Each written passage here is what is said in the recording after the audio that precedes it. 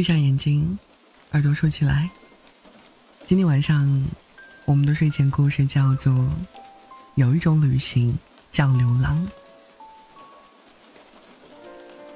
关于为什么旅行，意义很多，只是不想再被看不到一点色彩的白色凭空占据我正在燃烧着的火一样的青春。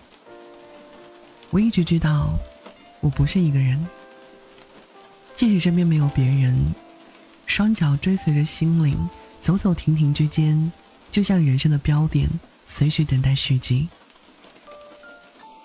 我生来平凡，平凡的不过是飞扬的尘埃一样微不足道，但我渴望生活给我制造一点精彩。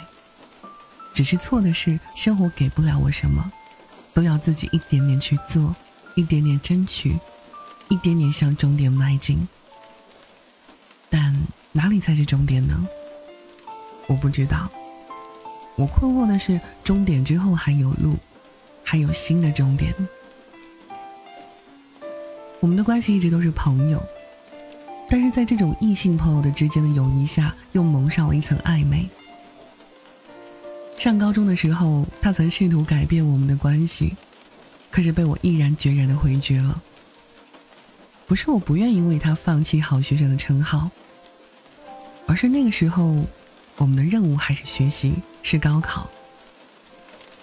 作为朋友，我认为我应该这样做。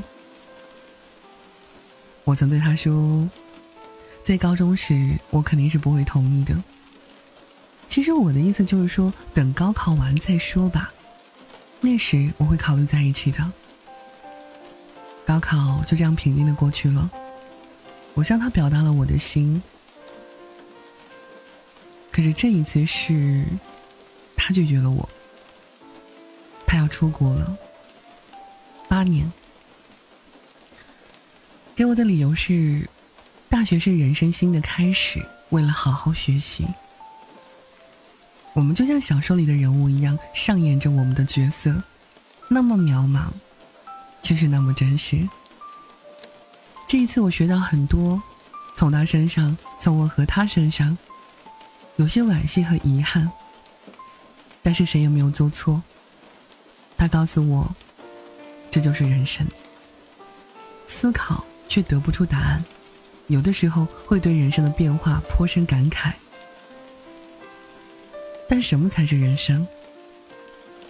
我真的什么也说不出来，甚至连答案的轮廓都模糊不清。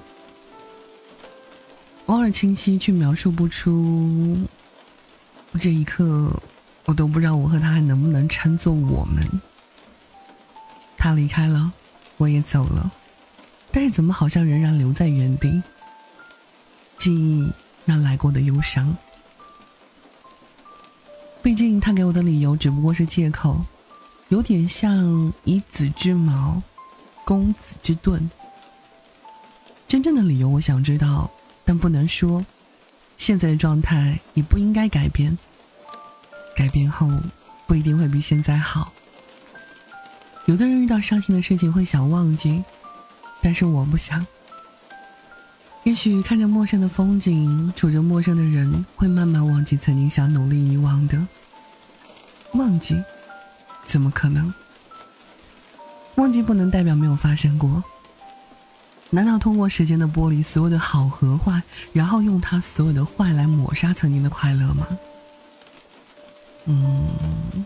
不，我应该对他说感谢的，毕竟他曾经给过我美丽的心情。20岁，花一样的美丽，但在这美丽之上又有几分沉重。时间和现实就有力量。我想笑，什么笑却不知道。老天会在几年时间把男人打造成王老五，却把女人变得一无所有。关于时间，我真的能说很多，但现在我即使说的再多，也改变不了什么。